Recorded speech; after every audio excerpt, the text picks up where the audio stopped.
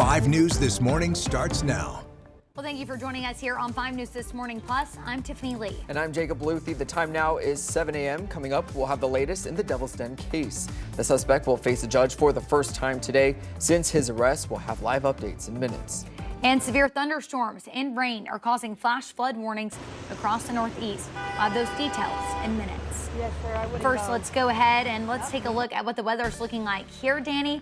The good news is relief in sight, but you haven't talked about a little bit of wildfire smoke potentially throughout the weekend? Yes, this weekend as early as tonight as well. We're seeing that cold front again push through, right, which is great news. It's dropping our temperatures down a little bit, but it's also pushing some of that wildfire smoke down from Canada. So that's something we'll definitely be keeping an eye on as we're going through the rest of this weekend. Right now, compared to this time yesterday, our temperatures are anywhere from about 3 to 5 degrees cooler. So as you walk out the door this morning, you're definitely going to notice a little bit of a change. Still going to be rather muggy out there, though, especially in some areas in the River Valley. For temperatures, the actual temperatures, upper 60s and low 70s in northwest Arkansas, low to mid 70s in the River Valley. So again, it's about 5 degrees cooler than it was at this point yesterday. Those dew points, a lot lower into portions of northwest Arkansas and the eastern River Valley, but for some of the River Valley, it's actually a little bit higher, and that's because of some moisture. Basically, this axis is sitting right between I-44 and I-40. It's sitting right there, and eventually that'll make its way farther southeast and give us chances of rain later today. Currently, with those dew points, they're in the mid to upper 60s in northwest Arkansas, low to mid 70s in the River Valley.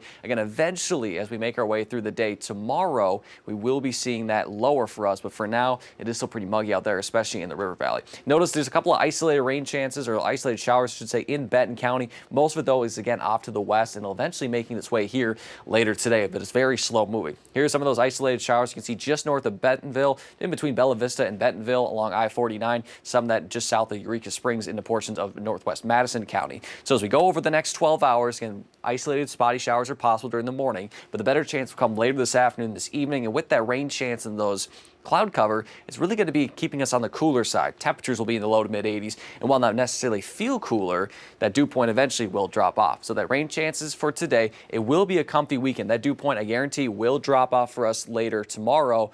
Unfortunately, as Tiffany mentioned, we do have some wildfire smoke to deal with. So we'll talk all about that here coming up in your full forecast. For now, we'll take a live look at traffic on this Friday morning. Take a live look along I-540 at Rogers Avenue in the greater Fort Smith area. Good morning to you there. Notice that kind of hanging cloud cover. That's the case for much of the area. So we'll kind of linger with that throughout much of the day. And then we'll have that rain coming later this afternoon. We'll talk all about that coming up in just a little bit. Jacob and Tiffany.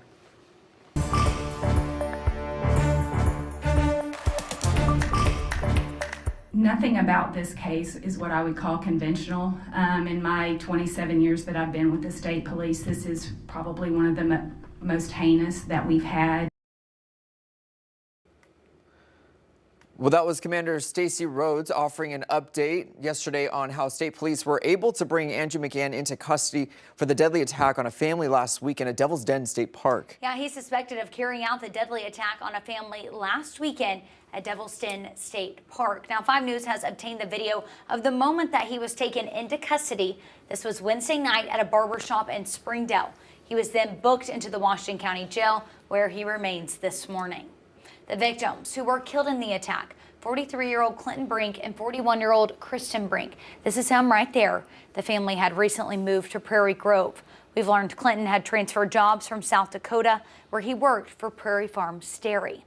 With the suspect now in custody, investigators are finally unraveling what they're calling a deeply complex case. Andrew McGann is set to face a judge this morning in Washington County on capital murder charges. 5 News reporter Emily Moss joins us now with the latest from the courthouse. Good morning, Emily. Good morning, Tiffany and Jacob. That's right, I'm live here at the Washington County Jail, where we are expecting to see Andrew McGann in person for the first time since his arrest. And since that arrest, we've learned a lot more information about this case and about the suspect himself. State investigators answering media questions and releasing documents in a press conference revealing that McGann's DNA matches with the crime and stating he made confession-like admissions to the murders during his Mirandized interview. Investigators also described there were cuts on his hands, matching injuries they believed their suspect would have after the attack. Brandon Carter, the Washington County prosecutor, says they are confident they've arrested the right man. I want the public to know that they're safe. The defendant in this case is innocent until he's proven guilty.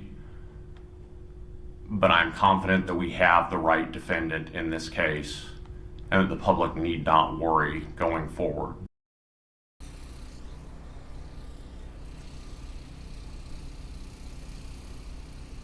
And right now, we aren't sure if cameras will be allowed inside during the hearing, but the hearing itself will only be a couple of minutes. They're going to ask him if he understands the charges that are brought against him and if he has representation yet. If not, they'll start to arrange to get him representation for this case. Again, we also might get new information about the case today through new documents because of this hearing, but it's unclear if it'd be any new information that we don't already know.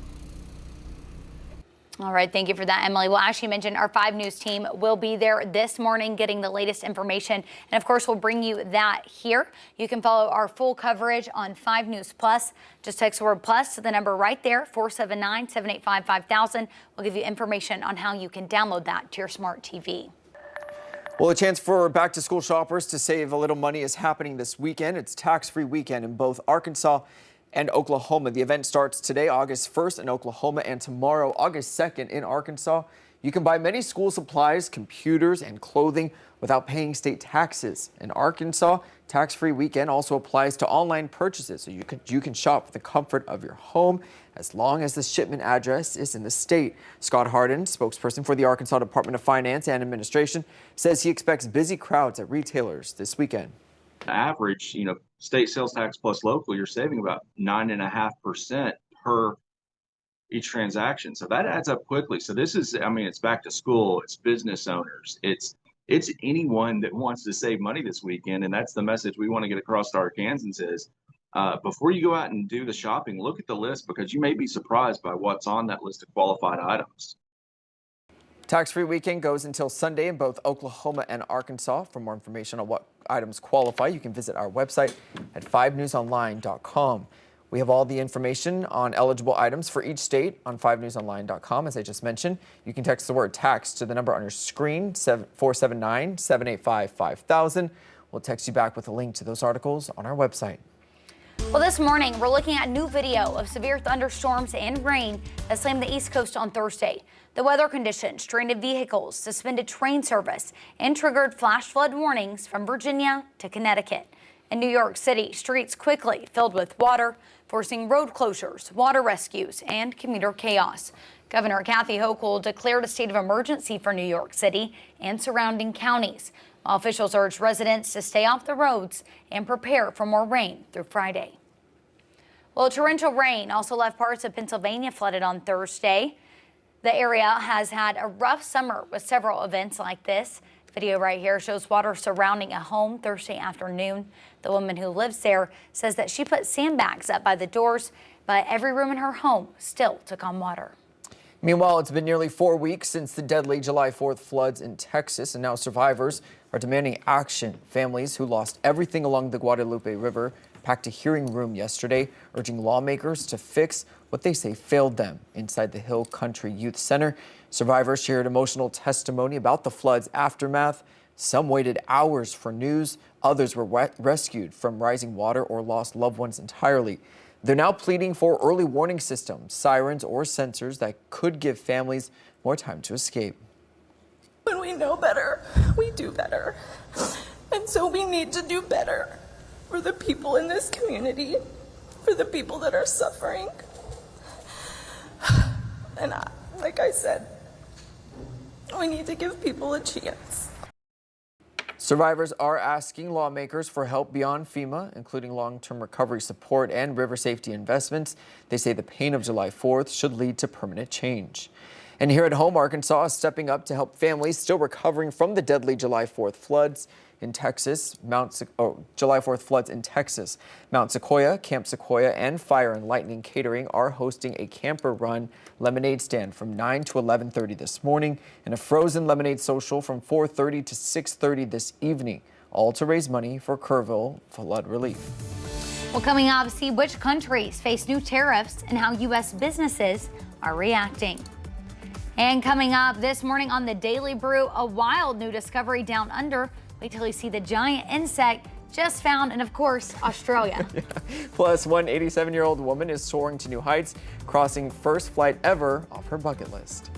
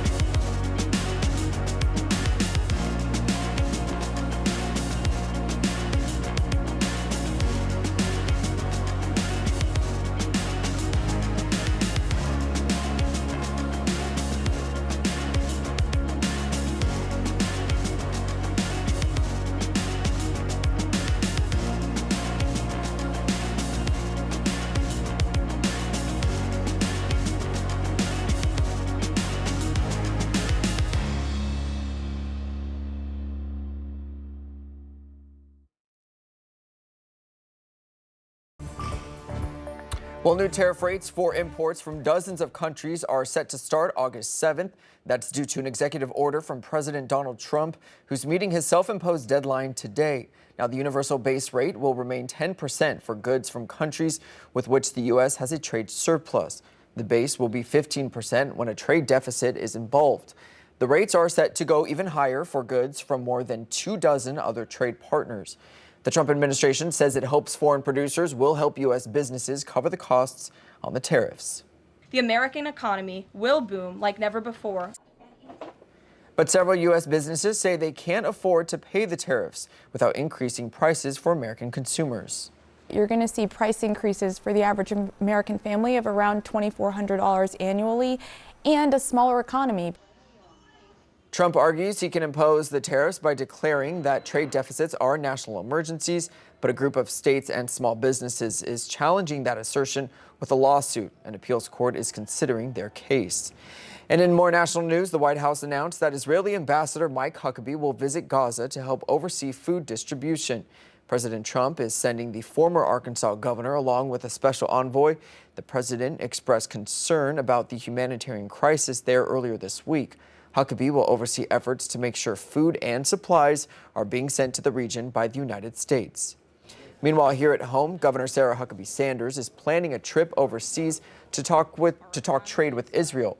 Sanders will host roundtables with Israeli companies focused on agriculture, tech, and defense. Just like her other business trips overseas, she hopes these visits will lead to companies opening facilities here in the natural state. Meanwhile, if you've bought beef lately, surely you've noticed it's more expensive. Those prices are helping ranchers, but hurting retailers. Marciela De La Cruz explains. Beef. It's what's for dinner, if you can find it. We get inventory daily, so every single day we're getting in meat and there never are full orders. Lately, even for those in the meat business, getting beef on the shelves has become a daily challenge. If I were to reflect on the last year alone, we definitely have less beef inventory than we've ever had, historically ever at this company that I've ever seen. We definitely don't carry as many beef products, we just can't. And this supply issue comes from a shrinking cattle herd, as rancher Pat Kirby explains. In the last 2 years, we're at the lowest level on cow production in 60 or 70 years. So if you look at the number of cattle that get produced from the females and you look at the demand that exists, that alone tells you price is going to rally. And they have. Ground beef sales are up roughly 12% from last year, while steaks have jumped 8%. Every few weeks, the cost of beef keeps rising. It's really hard for our vendors and even for us to stabilize pricing right now. Everything is so unpredictable and everything's really hard to get, anything beef related. And while retailers like Matt Butcher are absorbing as much of the cost as they can, ranchers are seeing the opposite. In the cattle business, this year, last year, we've had really good margins in our business. I mean, our costs have gone up, but the selling price of the animal is more than compensated us for it. We never had prices this high before, ever. In the meantime, shoppers are adjusting. We've seen a big increase in the purchase of pork products, especially as people are kind of leaning away from beef for whatever reason, whether it's from a lack of inventory or a very high price. I do notice more people buying chicken, turkey, and pork products lately.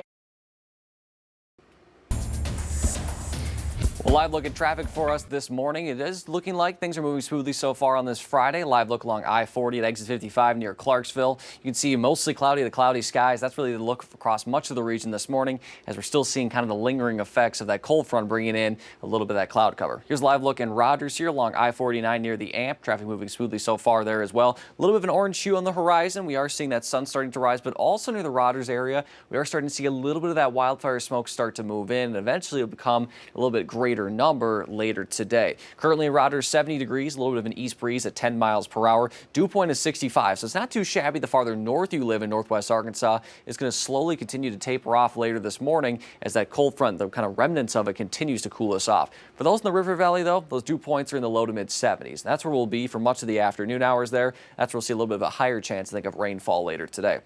Eventually, though, for this weekend and into early portion of the next week, that dew point's going to be in the low to mid 60s, feeling a whole lot more comfortable out there. For Tuesday, we'll jump back up a little bit and probably stay in the upper 60s and low 70s for much of next week. But for now, things are looking very, very quiet out there in terms of the humidity. For the rain chances, not so much. We have a little bit here in Benton County as well as in the portion of Delaware County and in the far northern portion of Madison County. This complex has been basically sitting in one spot for the past 3 hours, and eventually will make its way farther east for us as we get later into the day. But for now, it looks like the main complex is staying off to the west. Now, Futurecast did not have any of this near McAllister. Again, eventually it is going to stretch from west to east and make its way slowly here. So by 9 a.m., you can see some of that again stretching into Benton County, that also possibly stretch into portions of Washington County as well. By noon, we'll see a little bit of that now start to approach our western edge, again, kind of riding, I think, the Oklahoma-Arkansas border. And then as we go through the later afternoon hours into the evening hours, it'll continue to move eastward. As it's moving, it's very slow, right? And with that, especially if we see any heavy rain, it sits over one area for a while. We could see some localized ponding on the roadways. The flash flood risk is low, but it's not zero, so just keep an eye on that as you head out the door. Otherwise, after about sunset, really start to taper off for us. Maybe a stray shower south of I-40, but I think the good majority of us are going to stay dry. And then for tomorrow, I think we'll see a good chunk of sunshine as we head into the first half of our weekend. Overall for today, high temperatures much lower than the past couple of days. High temperatures in the upper 70s and low 80s in northwest Arkansas, low to mid 80s in the River Valley. You'll have that scattered storm chance, especially during the afternoon, otherwise mostly cloudy skies beforehand. For tonight, with the humidity continuing to drop, especially in northwest Arkansas, dew points in the low to mid 60s, or just low temperatures in the low to mid 60s. Low temperatures in River Valley, a little bit warmer, but still below normal in the upper 60s and low 70s with clearing skies. You saw that a little bit in Rogers, right? You can see a little bit of that moderate air quality as some of that wildfire smoke is approaching from the north. It's great we're seeing drier weather, right? Drier, cooler, more comfortable. But unfortunately, one of the consequences of that is that since there are wildfires in Canada, a lot of that smoke is sinking south with the cold front, and a lot of the air in the upper atmosphere is pushing it southward. Unfortunately, we also have more wildfires spewing in northern Arizona, as well as a little bit of Utah as well. So with that flow, you can see it kind of moving from west to east, and those arrows are basically sending it right to us. So not only we have one system that's sending us smoke, but two that are sending us smoke. So you can see a little bit of that in the portion of northwest Arkansas this morning. So you continue to eventually push in, especially tonight, especially on the thicker side. This is kind of right in the middle of the scale, and it'll continue, I think, throughout the weekend, especially for tomorrow. Notice tomorrow afternoon and evening, we're seeing some of that thicker smoke, that orange start to move its way in. You can see really dark orange, and I think we'll see some air quality concerns, especially tomorrow afternoon and evening. So if you're spending time outside tomorrow afternoon and evening, please be mindful that this smoke is pretty thick. Now, the worst of it looks like it'll move up by Sunday morning, but it's still going to hang around through at least Sunday, if not longer, as long as that northwest flow continues, which it looks like it will for a little while. Otherwise, in terms of the actual high temperatures, again, it'll be comfortable. Dew points will be lower, but again, as I mentioned, we are going to be seeing that wildfire smoke through at least Sunday, so be safe out there if you're spending extended periods of time outside. Otherwise, for the River Valley, again, temperatures below normal in the 80s. We'll get back to normal by Wednesday, but again, in the meantime, it's looking very nice and quiet.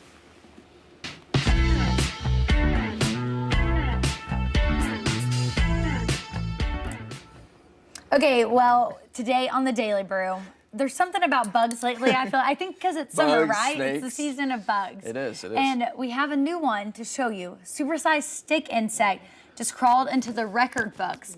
Researchers in Australia found this giant bug hiding out in the mountains of North Queensland. What I do like about this bug is it's not scary. Like, they're not mean bugs.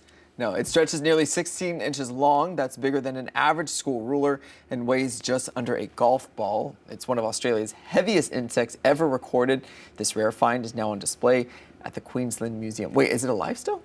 That's what I was wondering. Because when I heard don't you think a zoo would?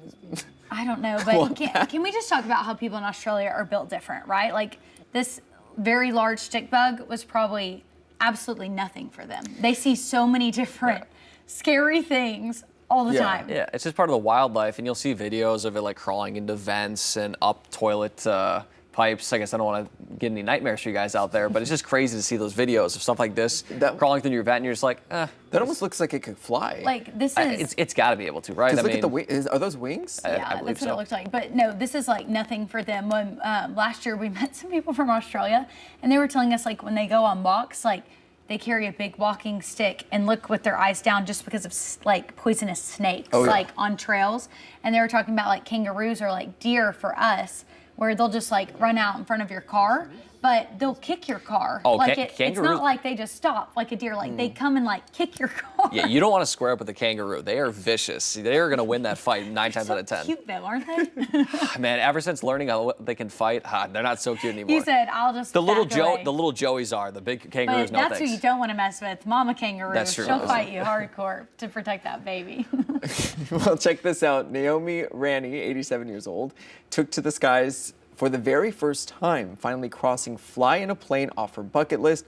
A resident at Our House Senior Living in Wisconsin, Naomi's flight was part of their legacy project, which helps seniors fulfill lifelong held dreams. Well, that's just so cool, seeing her, how happy she is. And at first I thought she was the one flying the plane. No, I think this was her first time to ever just go in a plane at all. This is what she had to say about it.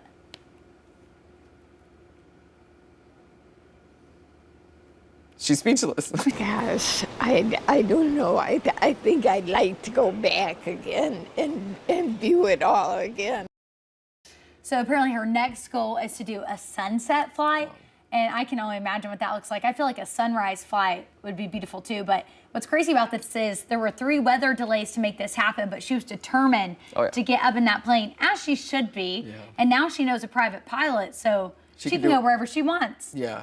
I love this for her. So cool. So despite the weather delay, yeah, you mentioned it, despite the weather delays, she was able to do it. And yeah. Okay, bucket list for me. Guys, I have lots of bucket lists. Started one the other day. I really want to go to a NASCAR race. Okay. That's on the bucket list right now. That me and Branch were coming up with.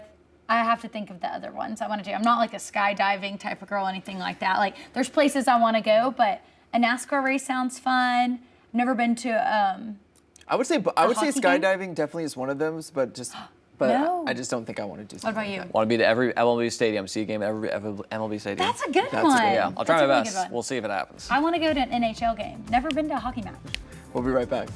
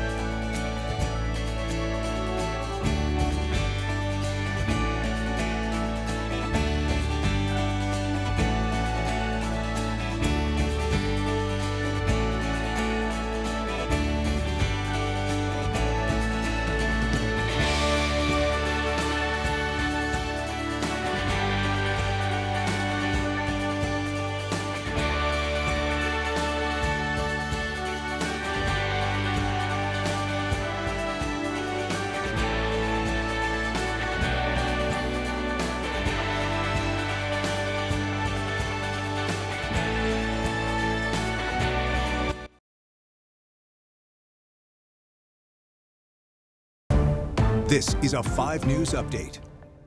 Good morning. I'm 5 News meteorologist Danny Cassie. For this morning, we're starting to see showers move in very, very slowly from the west and east central Oklahoma. Noticing quite a bit of heavy rain there in Tulsa, a little bit near the McAllister area, but some of that is starting to fall off for us. And eventually, we'll see that rain move in from west to east later this morning. But eventually, is quite a while. We'll see it very slowly moving here over the next few hours or so. You can see about noon, we'll see a couple of those showers, maybe a few rumbles of thunder move in. We are starting to see a little bit of some isolated showers in Benton County as well, and that'll continue through much of the morning hours. Then during the afternoon, again, eventually it will make its way here through the afternoon, early evening hours, especially west to I-49. Those that live east to I-49 or the Eastern River Valley, I think will be a little bit less likely to see rain just because I think by the time it gets there, it's all going to fall apart. Since they are slow moving, just be mindful that we could see some localized ponding on the road. roadways as they're sitting over an area for quite a while. That'll taper off after sunset, and as we head through the overnight hours, maybe could see a stray shower south of I-40, but for the most part, I think we'll stay dry, and tomorrow we'll see some sunshine to kick off our weekend. Overall for today, high temperatures will be in the upper 70s and low 80s in northwest Arkansas, low to mid 80s in the River Valley, and we'll have that scattered storm chance and mostly cloudy skies. Otherwise, we'll have a light easterly wind at 5 to 10. Still feels pretty muggy out there, but eventually that humidity will continue to drop from north to south, already about 5 degrees lower for that dew point in northwest Arkansas. The River Valley is about the same, but then later into tonight, you're really going to feel the difference. Lows will be in the low to mid 60s in northwest Arkansas. Maybe you could see some upper 50s in the higher elevation areas. For the River Valley, upper 60s and a couple of low 70s, and maybe seeing that stray storm to the south, and also seeing those clearing skies to the north to the south. Hey, if you're watching us on CBS on TV, we are streaming every morning from 7 to 8 a.m. on 5 News Plus, streaming 5 News this morning plus. Make sure to catch us here for the next half hour.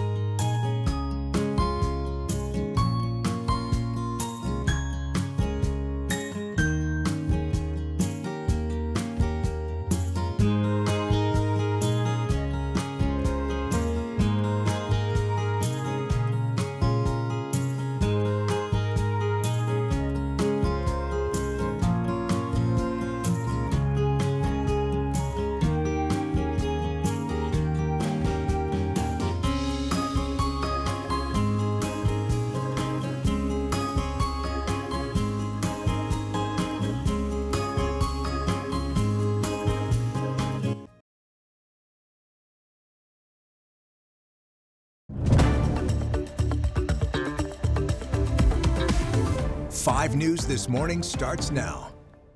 Well, thank you for joining us here on 5 News This Morning Plus. I'm Jacob Luthi. And I'm Tiffany Lee. The time is now 7:30. This morning, we're talking about the suspected Devilston killer will appear in a hearing today at the Washington County Detention Center. Coming up, we'll have an in-depth look at the case and what comes next now that suspect Andrew McGann is behind bars awaiting trial. And our 5 News sports team will be live in Fayetteville for day 1 of the University of Arkansas Fall Camp. And good morning, and thanks for watching us on 5 News This Morning Plus again. Happy Friday, everybody, first of all. Let's just say that. We made it to the weekend.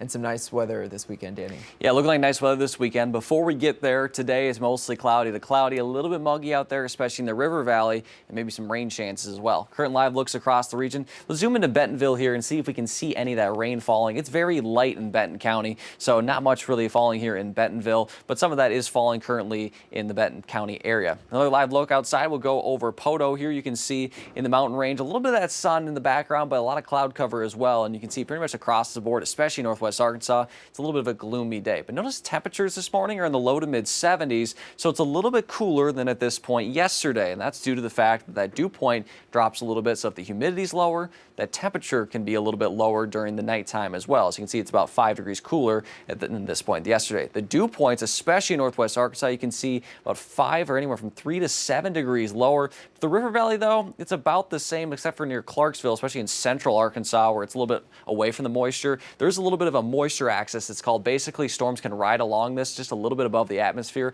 And when it does that, it gives us a chance of some showers and storms like what's happening right now into portions of eastern Oklahoma. The main axis is basically between I-44 and I-40. So you can see the brunt of the rain here is in between those highways. So that's why a little bit farther south it is falling apart near McAllister. Some of that could make its way into LaFleur County. So eventually this will make its way here. It's going to take a while, but in the meantime, we do have a couple of spotty showers here in portions of Benton County. As I was mentioning, you can see just north of Bentonville there. So if you're on the north side of town, probably seeing it in the Decatur area and then a little bit into portions of northern Madison County as well. So as we head over the next few hours, could see that stray shower in portions of northwest Arkansas. By noon, I think things pick up a little bit, especially later during the afternoon and evening hours before things taper off around sunset. For the River Valley, more of the same, again, more towards the afternoon and evening hours. That's where we'll see that rain chance pick up. Temperatures will be on the lower side because of that cloud cover, but still going to feel rather muggy. Eventually, that humidity will drop all across the board. By tomorrow, it'll be pretty comfortable. Unfortunately, though, we do have some wildfire smoke moving in from Canada as well as out west,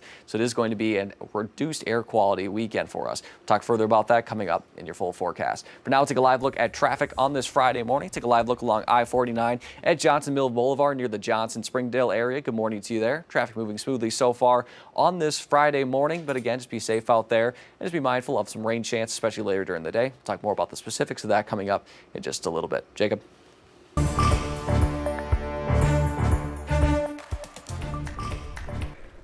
Well, this morning we are learning more from authorities about the tragic crimes that the man behind the Devil's Den murders performed. And Jacob, this has been an ongoing thing for days now. People, they're wanting those answers, and he is in the jail this morning behind bars, awaiting to talk to people kind of about what's going on. We're going to hear from him this morning, hopefully. And we've got 5 News reporter Emily Moss out there. She's braving the rain for us. And Emily, we want to know, what can we expect as he faces a judge this morning?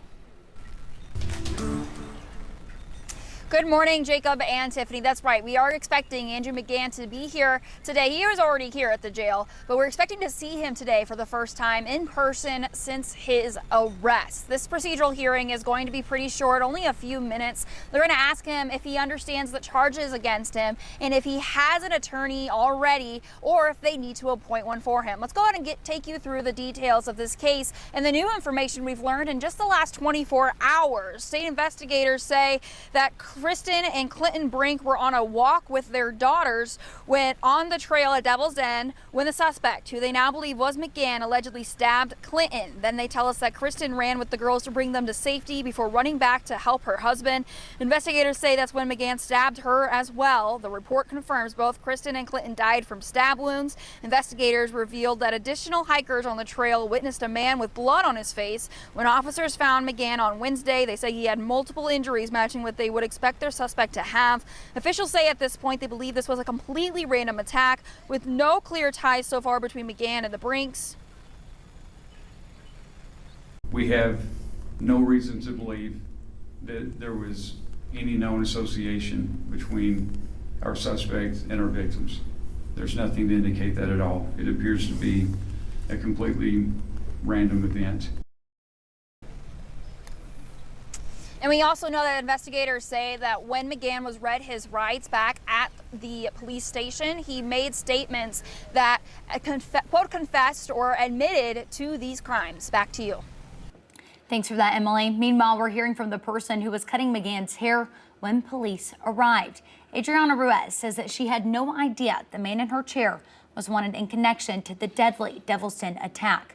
5 minutes into the haircut, officers surrounded the salon and took McGann into custody. I was surprised. I was shocked because me and my sisters were talking days before, like, hey, you know, I wonder where this guy could be. They haven't caught him yet. And I saw him here and I just had chills. Ruiz also says that her heart goes out to the Brink's 3 daughters. This is a photo of the victims, Clinton and Kristen Brink.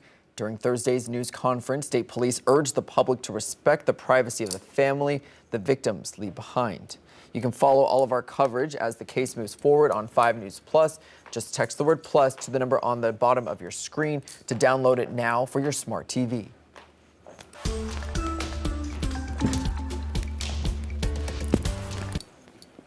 Well, according to the American Cancer Society, over 1,000 kids under the age of 15 die of cancer every year. Asher Ray lived every day like it was her last in her precious 9 years of life. She was sassy, fun, adventurous, never met a stranger, loved animals, and was a light to many. Asher Ray was diagnosed with Ewing sarcoma at just 3 years old. She spent many years fighting and inspiring others at the same time. Her memory and story lives on every day with the Brooklyn Project, a nonprofit founded by her parents to help find a cure for childhood cancer. Today we have Susan Ray with us, mom and founder of the Brooklyn Project Foundation. Thank you for joining us. Thank you so much for having me. And so the project, the Brooklyn Project, there's such an important mission behind it. Can you talk about that and how much money y'all have raised over the years? Sure. We raise funds and awareness for childhood cancer research. It goes directly to the Innovative Therapeutics Program at Arkansas Children's Hospital. To date, we have raised $759,100, and we're hoping to make the $1 million mark this year. And so how would you say y'all are planning to do that throughout the year? And why is it so important that y'all do meet that mark? So we have events all throughout the year. In fact, we have 5 events between Monday and October the 11th. So this is really our big fundraising season. This is where we the road meets the highway meets the road, and where we really raise all of our money. It's so important for us to get out there and ask businesses and individuals and families and organizations to donate to our cause, because childhood cancer research is so extremely underfunded, and it's becoming more underfunded daily. And so the private sector really needs to get in and help these children be able to stay in Arkansas during their most vulnerable times and not have to go other places and find that clinical trials and research. And you've gotten to see some of this funding come to fruition. Can you talk about that a little bit? Yeah, so about a year ago, the doctor who is head of the Innovative Therapeutics Program at Arkansas Children's Hospital, his name is Dr. Kevin Bilamovich, he called me one day and he said, I just want you to know that there is a new FDA funded drug that is going to help neuroblastoma patients, and it's partially funded by the Brooklyn Project Foundation. That is amazing. You know, it's one thing to go through something like this. It's another thing to then say, I want to give back. I want to help other families that are experiencing this as well. What was your calling? What made you feel like this was something that you wanted to do? We very early on in her diagnosis had the forethought to think to at least name the Facebook page the Brooklyn Project in case we ever wanted to turn into a foundation. And then in 2016, she became the very first patient in the Innovative Therapeutics Program. And it just seemed serendipitous for us to focus our attention and our goals towards fundraising for research at Arkansas Children's Hospital, and that's what we've done every day since. And just in looking at those photos, it seems like you've built, this support system for not only for yourself, for other families as well. Absolutely. Is that something else that other families now maybe watching right now can tune to this foundation and find a group of people that are going through this? Absolutely. They can always come to us for resources. If we don't know the answers, we can help them find them. I've had people call me and say, my child is in such and such state, and we need to find a program for them to get in. And I'll call the hospital and say, is there something here, or can you direct these people? And every single time they come back quickly and say, either we can help them or we know someone that can help them. And so it's a pretty small community that works with these families. And what would you say that you've learned about people, about the community through the Brooklyn Project? I am consistently humbled by people's generosity. And when Asher was going through treatment, and she was small and she was bald, and her color wasn't great, and we would be in a restaurant eating or in a shop, looking around shopping, doing things that little girls love to do, people would just anonymously buy our dinner, or they would do something great for her. And that has continued. People will come up to me and say, we followed you for the last decade, and we knew Asher's story, and now we know a kid who has, whatever kind of cancer, and you've helped us through this journey so much. And it's just humbling to me, and I'm constantly just amazed at people's generosity. What does it mean to you that Asher's legacy still lives on. People still know her story. They still come up to you. They talk about those memories. They talk about posts that they've seen about her. It's absolutely everything, and it makes our life worth living, and it helps us turn tragedy into something joyful and helpful, and it's a service for the future, and we couldn't be happier about the way that the Brooklyn Project is turning out. Yeah, so just a reminder, that fundraiser is on Monday. It is on Monday. It's at Woodstone Craft Pizza and Bar. We've changed locations to the larger location on Mall Avenue this year. Big D and the Ballers is going to be there. They're a fantastic band. They donated their service last year and are continuing to do so this year for us. We have a auction with almost 50 different items in it. Most of it came right here from the Northwest Arkansas area.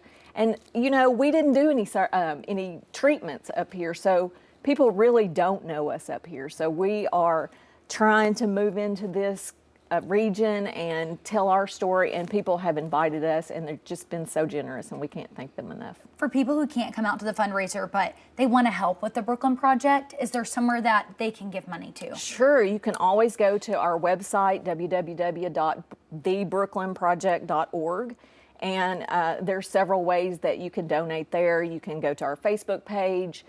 We take any of the money services, Venmo, Cash App, PayPal. You can pay by credit card, check. If you have cash, we'll take that as well. So we take stock. People have donated stock directly into our endowment fund at Arkansas Children's Hospital. We're in people's estate plans. We have big goals, and people are helping us achieve those. And all this money goes directly towards helping kids and families go through exactly what y'all went through. About 99% of our money that is not administrative, goes directly to the Innovative Therapeutics Program at Arkansas Children's Hospital. And we have an endowment fund, so long after that we are unable to fundraise any longer, that research will continue at Arkansas Children's Hospital. Amazing. Y'all are doing amazing, amazing things, and we know that Asher's proud of y'all. She is so sassy. She's up there leading the way, I feel certain. All right. Well, thank you so much for joining us today and sharing a part of y'all's story. Again, that fundraiser is on Monday. Tickets are still available if you want to go. Tickets are still available. You can pay at the door. You can go on our Facebook page. You can go on our website to figure out how, if you want to prepay. Come out, join us. All right. Thanks so much for joining us, Susan.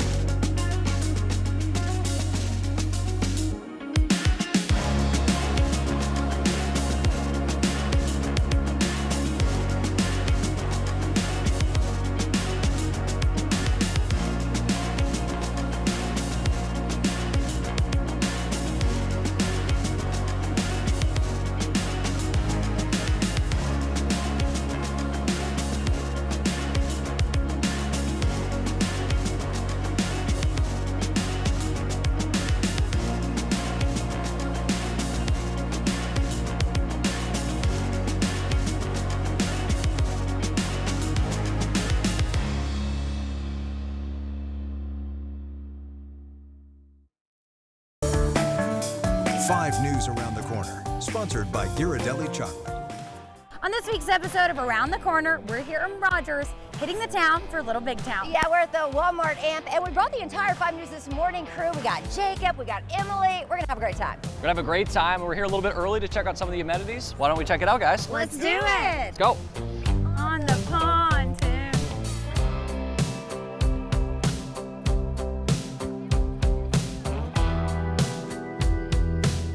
Well, before the show starts, we came here to the Amp Underground. It's one of the newer things that they have here, one of the newer amenities. We want to talk with Jennifer Wilson about what exactly the Amp Underground is. She is our hero. She made all this happen. So, what exactly is the Amp Underground? We started this about 3 years ago. We wanted to create a space that people could hang out before the show, get drinks, cool off, have some live entertainment. It's open throughout the show, so during between the acts, you can come down, grab more drinks, get in the shade, and then it's open like 30 minutes after the show ends. So it's really your hangout spot for the night.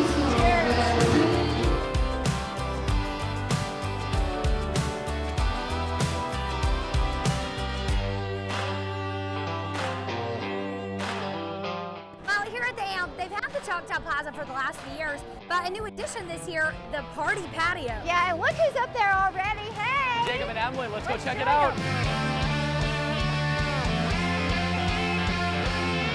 It's our party patios. They're new this year. There's 2 of them, and they're on Choctaw Plaza. One is on the east side, and one's on the west side. It's a great space that you can rent out. The rental also includes tickets to the show, so it gives you a space to hang out. You can see the show from there.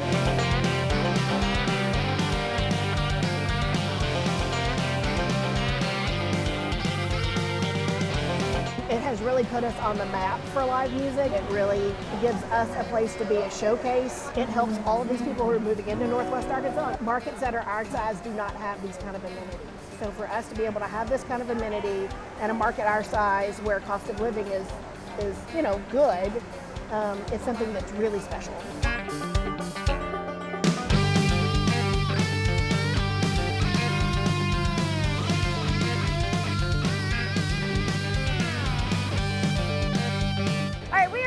Such a good time, and there's so many more concerts to come see. Oh my goodness, the Jonas Brothers, that's what I'm looking forward to. Danny? Well, we wanted to go to Big Time Rush. We'll see if we can go. But for those that haven't been to the Amp, this is our first time here. We've been loving it. Boys to Men's coming up too. That'd be a good one, right? I think we're going to have to do another morning show outing. I like it. All right, like it. we'll see you next time on Around the Corner.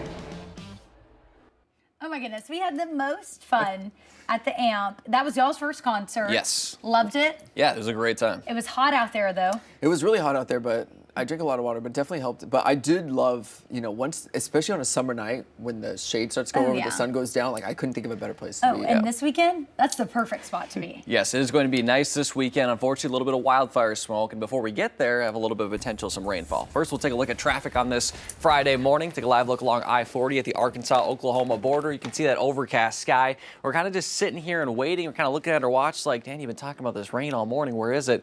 It's just not really moving very fast. Here's another live look in Bentonville along Walton Boulevard. There is a little bit of rain into portions of Benton County, but it looks like here along Walton Boulevard it's either really light or not really falling right now, but it is 70 degrees there in Bentonville. Dew point is 68. A little bit of an easterly breeze at about 15 miles per hour, so we're seeing that easterly flow, and what it's doing is bringing in some of that drier air, so that's why the dew points in northwest Arkansas are in the upper 60s. For the River Valley, it's going to be a little bit more muggy. Dew points will be in the low to mid 70s this afternoon, but area-wide, Saturday through Monday, it's going to be in the low to mid 60s. It is going to feel incredible out there. Now, you're noticing this category. This is just kind of relatively speaking, or I should say on absolute speaking, that the 60s usually a little bit more muggy. But however, compared to the 70s, it's going to feel a whole lot better. Now on Tuesday, we'll jump back up a little bit into the mid to upper 60s. And with that humidity, with that added moisture, we do have some rain chances for us. So you see it's kind of stretching into portions of Benton County as well as now in a little bit northeast Madison and Carroll County. Now a couple of cells also flaring off just the west of Adair County, but notice how slow moving it is, right? It is not moving very fast. And you're noticing this red here. That means a flash flood warning for the Tulsa area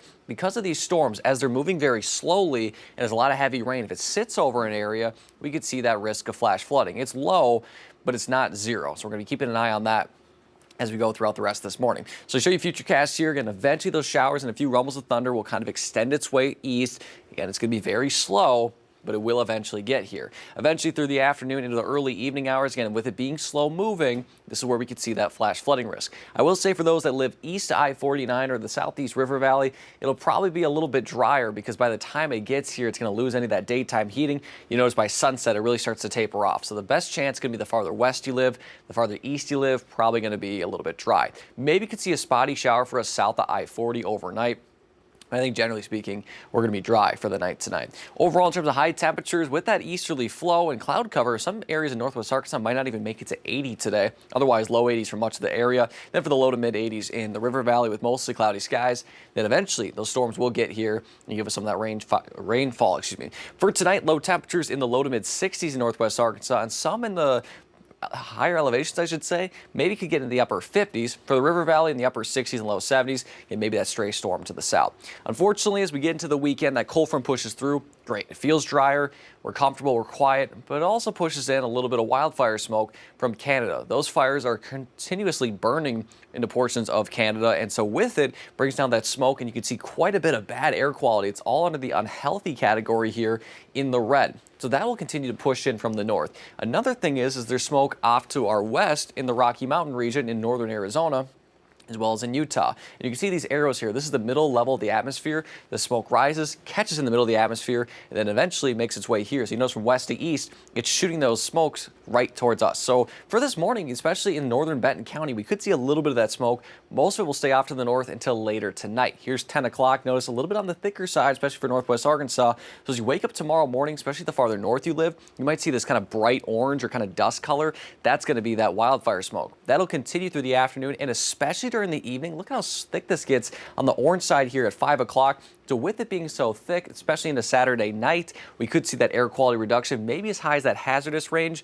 So again, just be mindful. If you're spending time outside and you're especially susceptible to that smoke, be mindful of it if you're spending time outside. Otherwise, for the rest of the forecast, pretty quiet. Maybe a spotty storm chance for us. Otherwise, high temperatures in the low to mid 90s to wrap up the work week. And then in terms of for the river valley, high temperatures will be in the low to mid 90s. Eventually, we're getting into close to the upper 90s. But again, we're staying quiet, but just have to eventually get there for in terms of the hazy skies. Again, just be mindful of that as we're going through the rest of this weekend. Eventually next week, I think some of that smoke will get out of there, but we're still going to have to see it kind of lingering around through at least Sunday. Maybe a spotty storm chance Sunday night into Monday, but for the most part, we stay quiet. And yes, that heat does return. You notice at the end of the week, we'll see those highs in the mid to upper 90s eventually by the end of next week. Well, you want to know what this weather reminds me of, guys?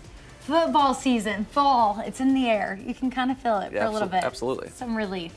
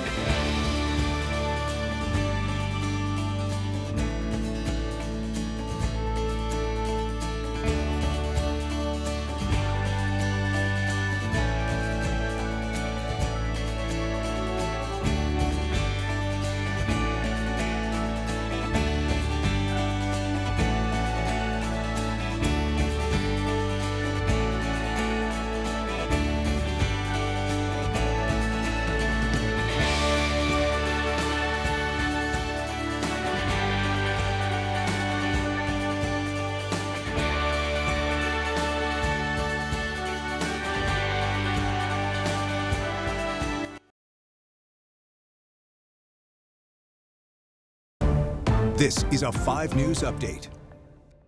Good morning. I'm 5 News meteorologist Danny Cassie. For today, we are seeing a couple of isolated showers out there into portions of Benton County. You can see it here stretching along into Delaware County, Benton County, a little bit into Carroll County as well. Starting to see it off near McAllister really start to fall apart, and that's because the main axis of this moisture is between I-44 and I-40. This will continue to slowly make its way eastward, and since it's moving slowly eastward, as well as a lot of heavy rain, that flash flood warning is in effect for Tulsa. So not to say we're expecting any of that, but there is that low flash flood risk as we go later into this morning, into the afternoon. So eventually it will make its way here. Again, could see a couple isolated showers before that, but eventually will make its way here for us later during the morning. And then by noon, I think especially west to I-49, we'll see those shower chances. That'll continue through the afternoon, early evening hours. Here's 5 o'clock. Notice that mostly along and west to I-49. Imagine it goes all the way south through the river valley. South and east portion of the river valley, probably not as likely of a rain chance, so just be mindful of that. Then by 10 o'clock, most of that does taper off. We could maybe see a stray shower in some areas south of I-40 overnight.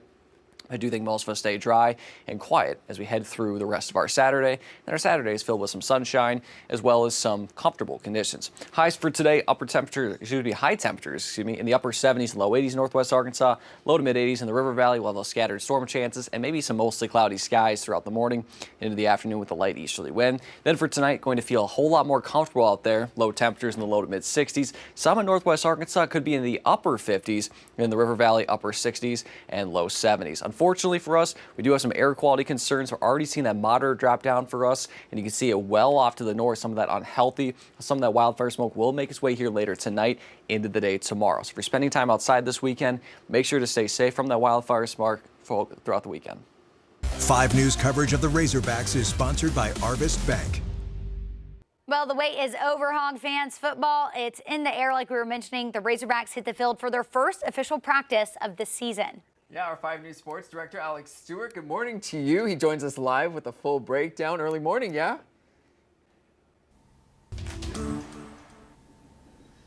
Well, typically, today is TGIF. Thank goodness it's Friday. Today it stands for, as you alluded to, thank goodness it's football. And there is no better way to start a day than with some Razorback football, which we will have from now until hopefully maybe January, maybe February if they keep on playing. But we got to start with the first step, and that's what today was. The Hogs' first practice of the fall. The team hitting the field, no pads, just helmets today. But they were moving with some speed. They were kind of getting in between their drills quickly. Some big position battles to watch, though. That's what everybody's keeping an eye on at this point in the season. You've got quarterback is established. I'm not even worried about that. But what about who he's throwing to? Well, they've got an entirely new group of receivers, more or less, this year. Everybody that started last year is gone. On the defensive side of things, it's the guys covering the wideouts, the secondary that is the biggest story of this camp.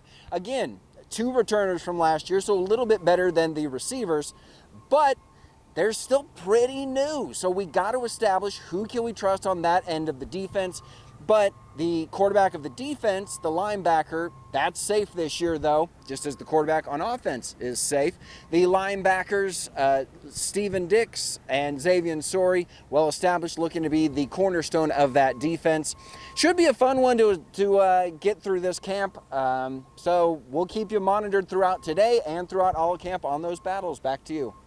All right, thanks for that, Alex. We're looking forward to hopefully a really good football season. Neither of y'all have ever been to a Razorback football game. We have not. We've got to get you out next month. I know, I'm excited. All right, go Hogs, always.